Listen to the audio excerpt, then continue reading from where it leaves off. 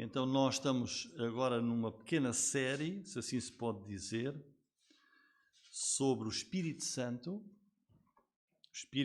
de Deus. Então podem abrir lá em Gálatas capítulo 5. Gálatas capítulo 5.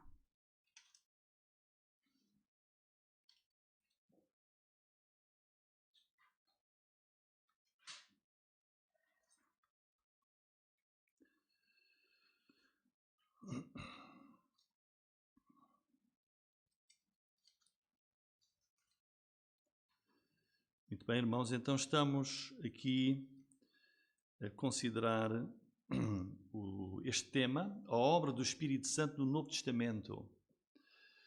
A obra do Espírito Santo no Novo Testamento, porque o Espírito de Deus, não passou a existir só no tempo do Novo Testamento. O Espírito Santo sempre existiu porque é eterno. E já no Antigo Testamento temos a revelação do Espírito de Deus. E hoje vamos falar sobre o fruto do Espírito Santo. Na sequência do estudo do Evangelho de João, nós temos agora estado a estudar a divina pessoa do Espírito Santo. O Espírito Santo é Deus. O Espírito Santo é uma pessoa divina, como o Pai é Deus, como o Filho Jesus Cristo é Deus, o Espírito Santo também. Deus é uno. Deus existe e subsiste numa única pessoa, num único Deus, em três pessoas. É um Deus trino, é um só Deus, mas que se revela, existe e subsiste em três pessoas: o Pai, o Filho e o Espírito Santo. O Espírito Santo é provavelmente a pessoa divina menos conhecida e menos falada na Igreja, e não deveria ser. O Senhor Jesus, na última reunião que teve com os seus apóstolos, lá naquele cenáculo mobilado onde tomou a última refeição com eles, onde ele instituiu a ceia, aí o Senhor Jesus estava-se a despedir e fez ali revelações únicas, promessas de que ele e o Pai iriam enviar o Espírito Santo. Por isso, a vinda do Espírito Santo está intimamente ligada à própria obra redentora de Jesus.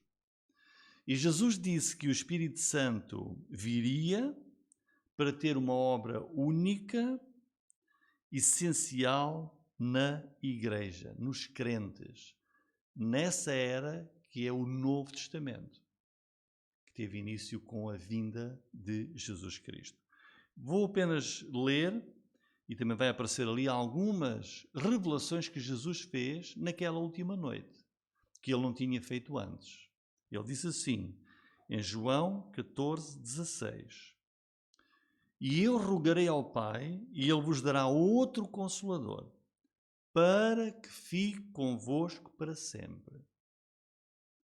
Portanto, se Jesus está a dizer, eu vou rogar ao Pai para ele dar, é porque eles ainda não tinham, não é? Para que o Pai dê outro Consolador. E, ao dar, vai ficar convosco para sempre. E o que é? O Espírito de verdade, que o mundo não pode receber, porque não o vê, nem o conhece, mas vós o conheceis, olhem, porque habita convosco, estará em vós. Jesus nunca tinha dito isto antes. E disse ali horas antes de ser preso. E o versículo 26 disse: Mas aquele Consolador, o Espírito Santo, que o Pai enviará em meu nome, esse vos ensinará todas as coisas. Ele é que vai ser o professor. E vos fará lembrar de tudo quanto vos tenho falado. Jesus teve 3 anos a ensinar. Ele vai fazer-vos lembrar tudo quanto eu vos ensinei. Era necessário o Espírito Santo. Depois, no capítulo 16, versículos 7 e 8. Nós já lemos isto, mas é para introdução ao nosso tema de hoje. Todavia digo-vos a verdade, que vos convém que eu vá. Ou seja, Jesus volte para o céu. Porque se eu não for, olhem, se eu não for de volta para a glória do céu, o Consolador não virá a vós. Não é? Portanto, a vinda do Espírito Santo estava intimamente ligada à obra de Jesus e, neste caso, ele ter que voltar para o céu. Mas quando eu for, eu vou enviá-lo, vou-lo enviarei. Portanto, não apenas o Pai, mas Jesus, eu também o vou enviar. Porque é Deus, a Trindade, o Pai, o Filho e o Espírito Santo, esta obra. E quando ele vier, convencerá o mundo do pecado e da justiça e do juízo. Esta é uma das funções do Espírito Santo. Eu fui convencido do meu pecado, cada um de nós que está aqui foi, porque o Espírito Santo agiu em nós e nós fomos convencidos. Há muitos que também ouvem e não são. É a decisão nossa. Porque ele vem para convencer o mundo. Ao dizer que vem para convencer o mundo, não quer dizer, então, todo mundo vai ser convencido. Ele vem trabalhar no mundo inteiro e uns creem e outros não creem. Uns deixam-se convencer, né, de que são pecadores e precisam de perdão e do Salvador Jesus, e outros não. E o versículo 13. Mas quando vier aquele, o Espírito de verdade, ele vos guiará em toda a verdade, porque não falará de si mesmo, mas dirá tudo o que tiver ouvido e vos anunciará o que há de vir. Portanto, assim que Jesus ressuscitou dos mortos e ascendeu de novo ao céu, ele assentou-se no trono à direita do Pai, com toda a glória, e aí, como aqui vimos, o Espírito Santo, prometido aqui, era uma promessa, foi enviado do céu. Quando é que isso aconteceu? Há 2000 anos, no dia de Pentecostes, 50 dias depois da ressurreição de Jesus, o Espírito Santo foi enviado do céu. Em Jerusalém foi quando isso aconteceu e vimos isso em Atos capítulo 2. Depois nós tivemos já outra mensagem, onde percorremos o livro de Atos a ver a obra do Espírito Santo e o progresso do Evangelho e da Igreja desde Jerusalém até ao mundo inteiro. Milhares de pessoas, vimos 3.000 pessoas logo no próprio dia em que o Espírito Santo veio, 3.000 converteram-se. Passado uns dias, mais 5.000. E lemos ali milhares e milhares a converterem-se, os crentes a irem por todo o lugar, as viagens missionárias de Paulo, de Barnabé, Silas, Timóteo, todos esses colaboradores de Paulo, e igrejas a serem estabelecidas em todo o lugar, da Ásia, da Europa, até ao mundo inteiro. Porque, como diz aqui, ele vos guiará. Tudo na obra e no poder do Espírito Santo. Hoje nós vamos continuar a aprender mais sobre o Espírito Santo no Novo Testamento. E aquilo que a Bíblia ensina sobre uma obra única e essencial nas vidas dos crentes em Jesus. Só o Espírito faz isso, é o fruto do Espírito, fruto do Espírito Santo. E por isso em Gálatas, capítulo 4, antes de irmos para o 5, Gálatas capítulo 4, nós vamos ver aqui o quê? Que a vinda do Espírito Santo foi em resultado da vinda de Jesus e da sua obra. Ora, vejam aqui, Gálatas 4:4. Mas vinda a plenitude dos tempos, Deus enviou o seu Filho. Primeiro passo.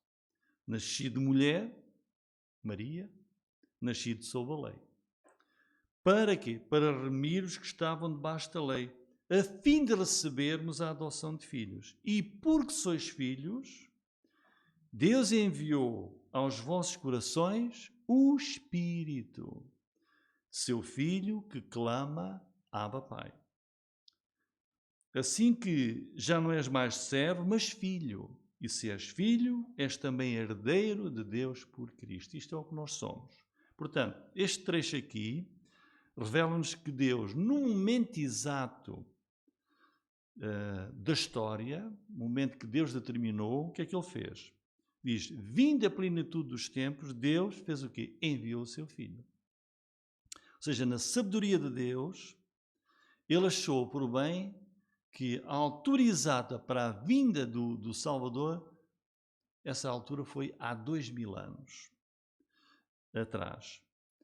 Era a melhor altura para a encarnação do Filho de Deus, do Messias.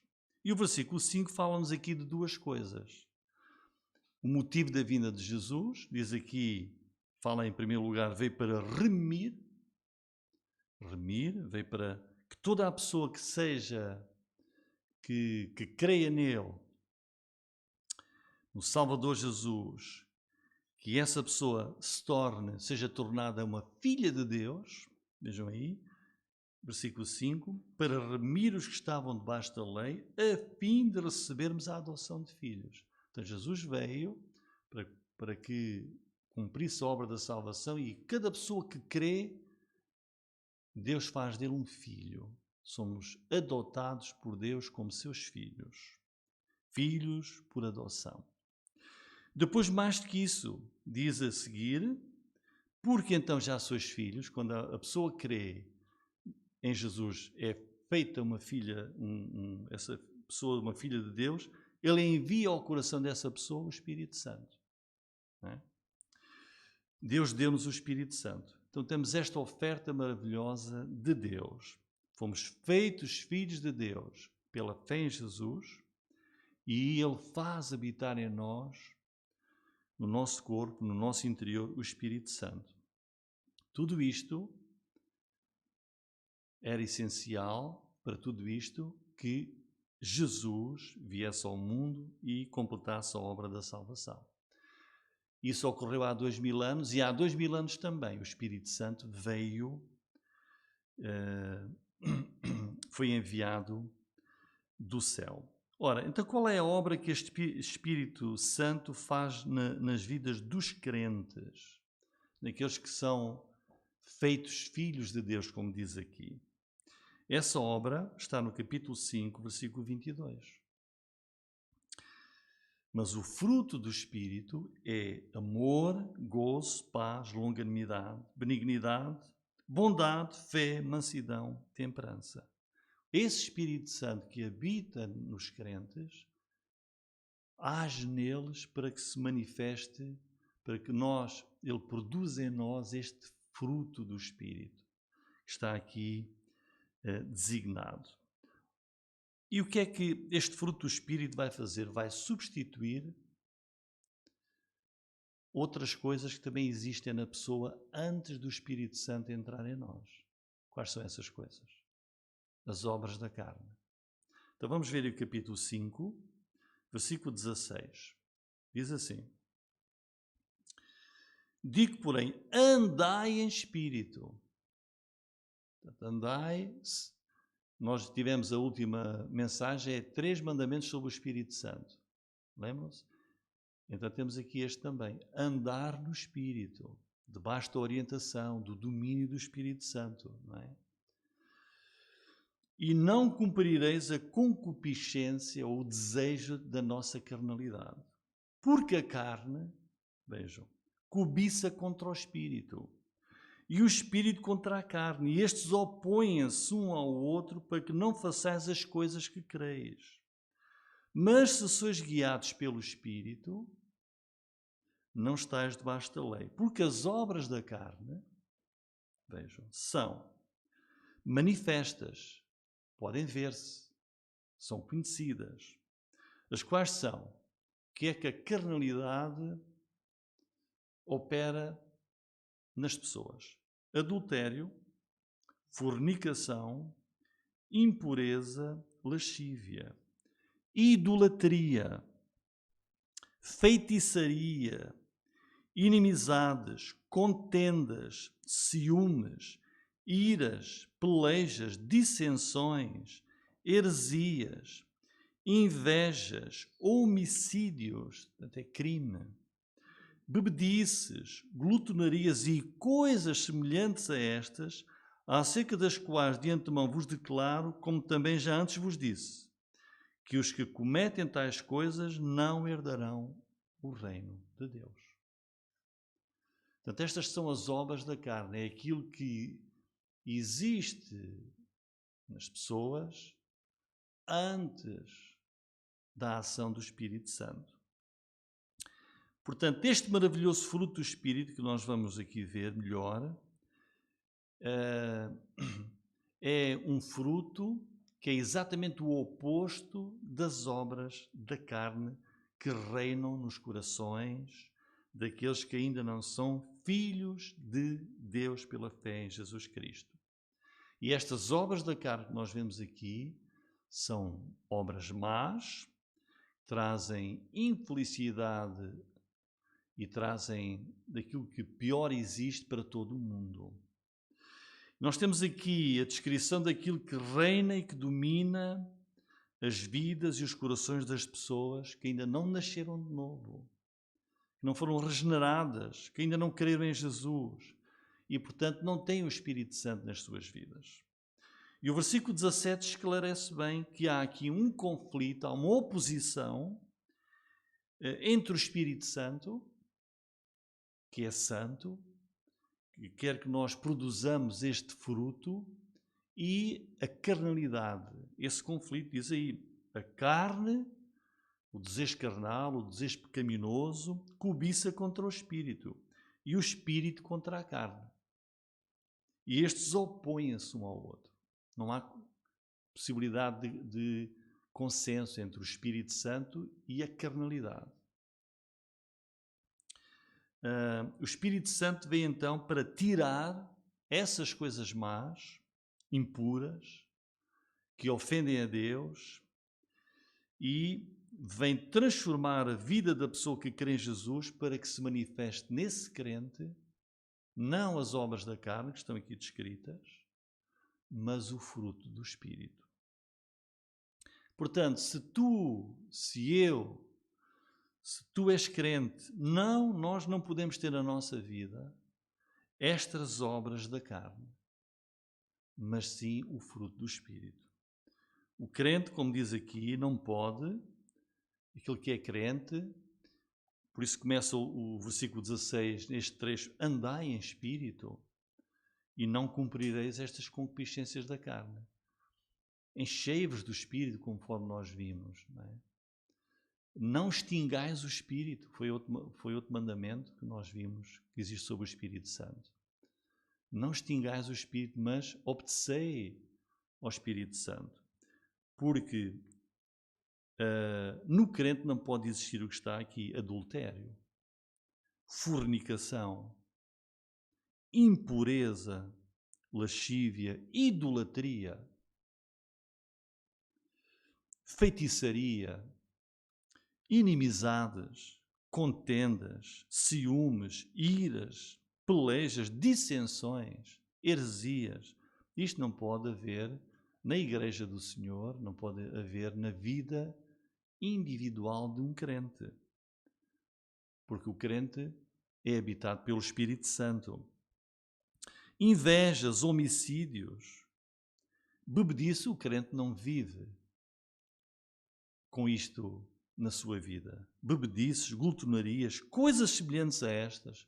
E Paulo, que escreveu, diz, e já antes vos escreveu, ele disse o mesmo, por exemplo, aos Coríntios, que quem vive desta maneira, essa pessoa não pode de maneira nenhuma dizer que é um crente. Não vai de maneira nenhuma herdar o reino de Deus. Então vejam aqui a diferença entre,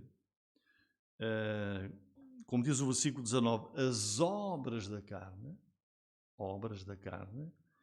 e a palavra que aparece no versículo 22, que é o fruto do Espírito. O Espírito Santo faz brotar em nós como um fruto que se vê numa árvore. A gente olha e vê a árvore cheia de fruto. E aquela árvore, o seu fruto mostra que a natureza da árvore. Olha que laranjas tão docinhas. Olha que, enfim, bananas estão boas. Então, a árvore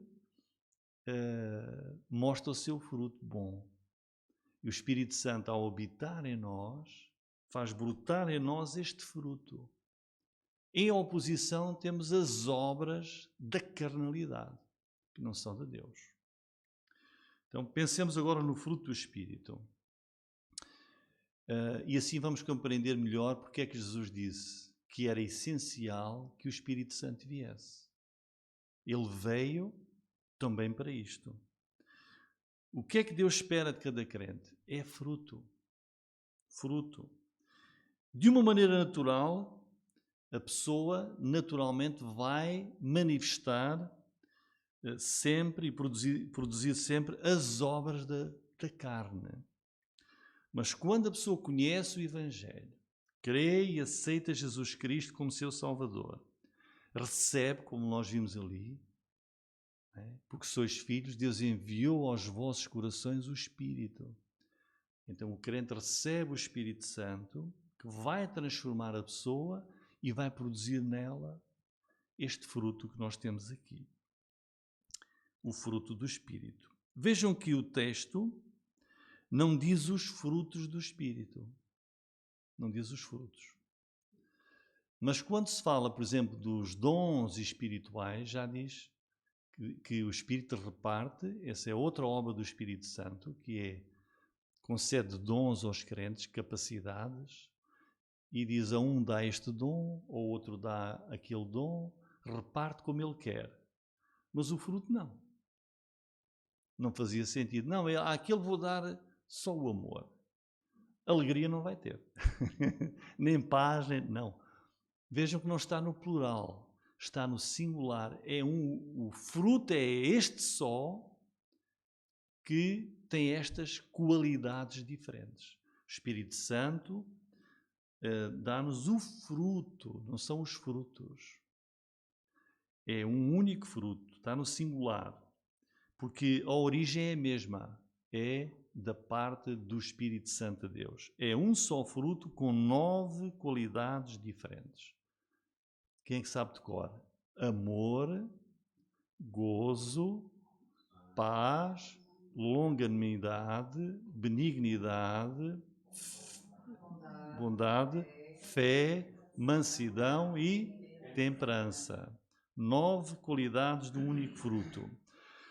São qualidades que têm origem em Deus. É o fruto do Espírito. Tudo aquilo que está aqui encontra-se na natureza de Deus. Deus é tudo isto, perfeitamente. Deus é perfeito em amor, em gozo, alegria. É perfeito nisto tudo. E estas qualidades de Deus, este fruto do Espírito, vem à nossa vida quando nós somos habitados pelo Espírito Santo. Portanto, o fruto do Espírito é um fruto que nos mostra características do próprio Deus, da natureza de Deus, e que Ele implanta em nós pelo Espírito Santo. São virtudes que nos são dadas pela graça de Deus à nossa nova natureza cristã, quando nós somos regenerados, como diz a palavra de Deus, assim que se alguém está em Cristo, nova criatura é. As coisas velhas já passaram. Eis que tudo se fez novo. E o fruto do Espírito mostra isso mesmo. Que o crente, a gente olha para ele, antes podíamos ver ele andar em tudo isto, em fornicação, em impureza, em contendas, e olha, o que aconteceu? O que aconteceu? Agora reina nele o fruto do Espírito. E isso já tudo acabou. Igualmente, como vimos então, o fruto do Espírito não é dividido entre os crentes. Recebemos todo o fruto do Espírito. Todo ele. Todas as 9 qualidades. Vejam o que é que Deus nos pede no versículo 24 e 25. Diz assim: e os que são de Cristo, olhem, os cristãos o que é que fazem? Crucificaram a carne com as suas paixões e concupiscências. Ou seja, Crucificar fala de quê? De morte. Morreram para isso tudo. Se vivemos em espírito, andemos também em espírito. Mostrando o fruto do espírito. Andar em espírito. Viver debaixo da orientação do Espírito Santo de Deus. Foi por isso que ele veio. Foi por isso que o Pai o enviou e Jesus o enviou. E nesta única e maravilhosa obra do Espírito Santo, nós vamos ver em detalhe cada uma destas 9 qualidades do fruto do Espírito. Hoje vamos ver apenas o amor. O amor, que é a primeira, mas o fruto do Espírito é amor. E aqui eu pedia que fôssemos para 1 João capítulo 4, 1 João capítulo 4, versículo 7. Vejam quantas vezes aparece aí a palavra amor. 1 João 4, 7 até 13. E vejam o que é que se diz sobre o amor.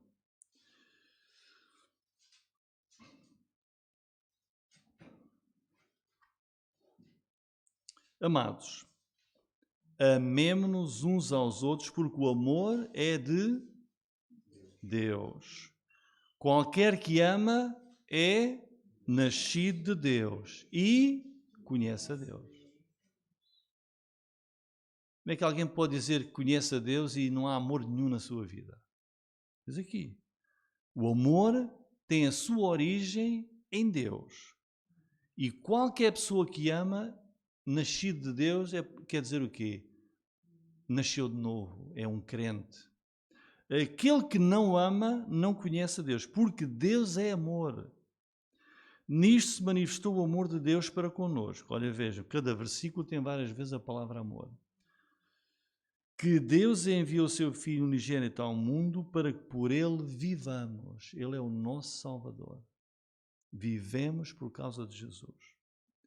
Nisto está o amor, não em que nós tenhamos amado a Deus, portanto, o amor verdadeiro não é que nós, eu amo a Deus, em que Ele nos amou a nós e enviou o seu Filho para propiciação pelos nossos pecados. Amados, se Deus assim nos amou, também nós devemos amar uns aos outros. Ninguém jamais viu a Deus. Se nos amamos uns aos outros, Deus está em nós e em nós é perfeito o seu amor. Nisto conhecemos que estamos nele e ele em nós. Olhem aí, pois que nos deu do seu Espírito. Nos deu do seu Espírito. Portanto, irmãos, esta é a primeira qualidade do fruto do Espírito, qual é? Amor. É a primeira que aparece lá. Não é por acaso podia dizer o fruto do Espírito é a longanimidade. Não, o fruto do Espírito é amor, é a primeira que aparece aí. É a mais excelente qualidade do fruto do Espírito. O amor de Deus é a base de todo o amor. Diz ali, lemos ali em 1 João 4, versículo 8, Deus é o que é Deus? Deus é amor. Perfeito. Um dia, irmãos, vamos estar na glória e vamos ver esse Deus que é perfeito e totalmente amor. Vamos estar a ver o amor total, perfeito. Deus é amor. E este amor a Deus é o primeiro mandamento. Jesus disse, o primeiro e o maior mandamento é amar a Deus acima de todas as coisas. E o segundo é o amar ao próximo. Portanto, o amor a Deus e ao próximo. Fruto do Espírito.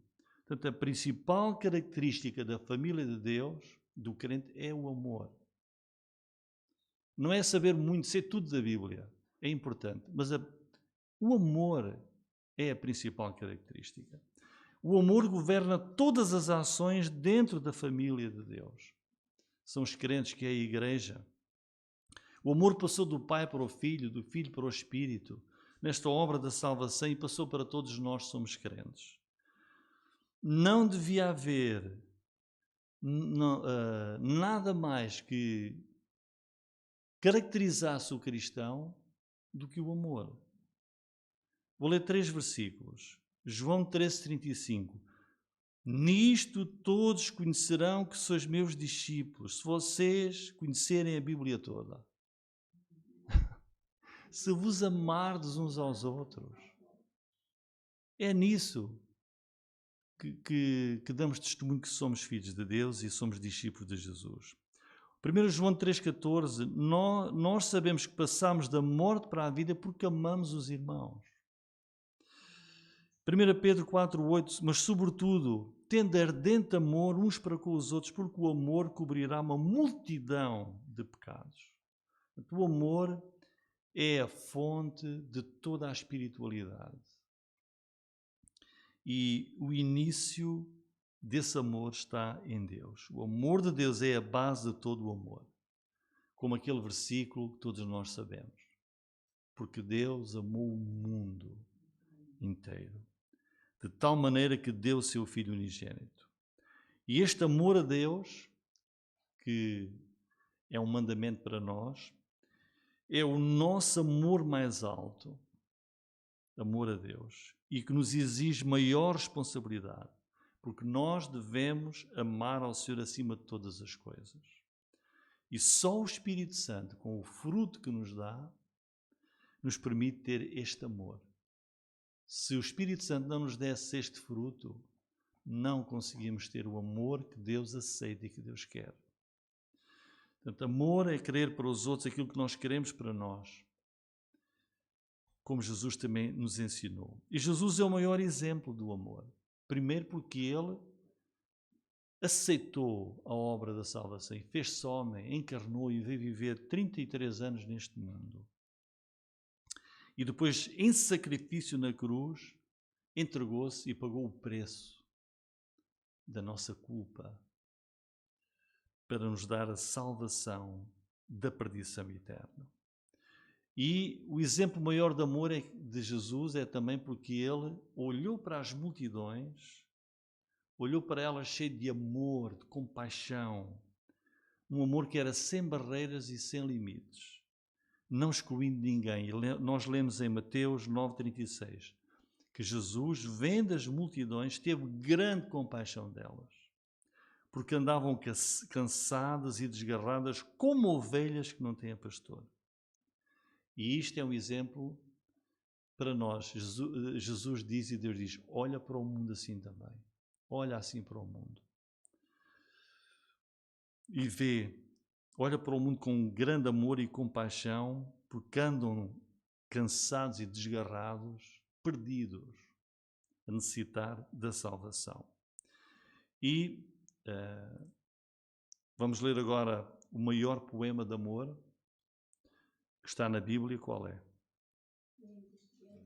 1 Coríntios 13.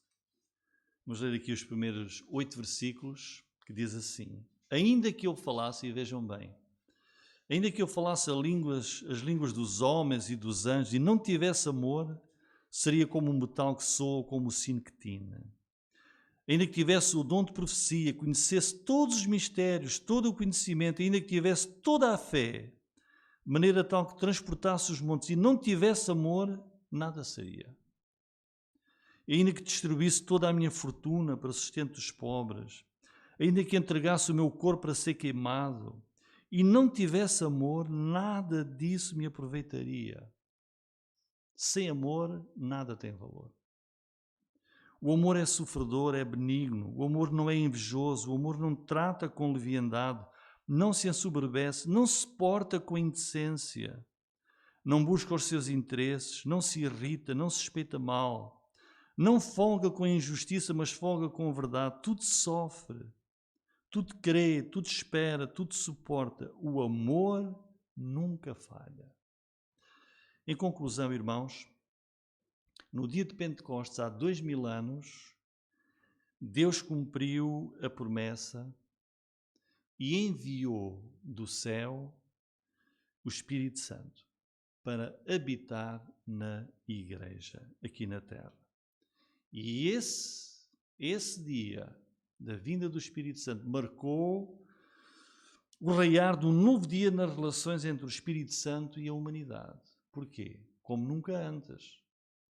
Porque o Espírito Santo veio para, em demonstração do amor de Deus, veio para ajudar a humanidade a conhecer o Salvador e a salvação, a fim de que o pecador perdido, creia em Jesus, tenha a vida eterna e possa escapar da condenação do inferno. Quando ele vier, disse Jesus, convencerá o mundo do pecado para que as pessoas possam ser salvas. E todo o trabalho eficaz que a Igreja tem realizado nos últimos 20 séculos, há 2000 anos para cá, tem sido no poder do Espírito Santo, como Jesus disse, recebereis o poder do Espírito Santo e vão ser minhas testemunhas, a começar em Jerusalém e até ao fim do mundo. O trabalho de levar a mensagem do Evangelho tem sido no poder do Espírito Santo e na orientação do Espírito Santo, e nós vimos isso, não é? Paulo queria ir para a Ásia e o Espírito impediu, vai para ali, vai para Filipos, não é? A orientação do Espírito Santo. Por isso, grande, única e maravilhosa é a obra do Espírito Santo, que, ao habitar no crente, transforma-nos, leva a que haja em nós o fruto do Espírito, que é este que nós vimos aqui hoje, apenas o amor. E mais à frente vamos ver as outras qualidades do fruto do Espírito. Glória ao nome de Jesus. Amém.